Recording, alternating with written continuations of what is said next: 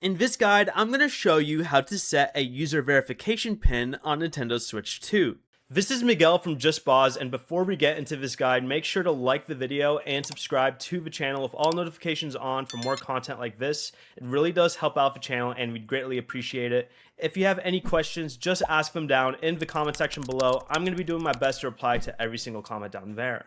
From the home menu, go ahead and select your user icon in the top left corner, then scroll down and open User Settings.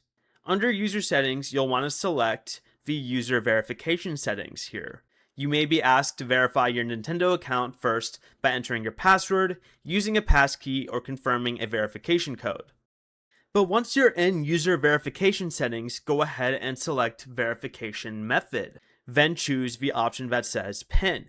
Create a PIN between 4 and 8 digits long, then enter it again if you asked to confirm it.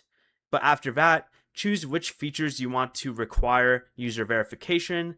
Whenever one of these protected features is opened using your profile, your Switch 2 will ask for the PIN before allowing access. Keep in mind that the PIN is saved separately on each console, so you can use a different verification PIN on another Nintendo Switch 2.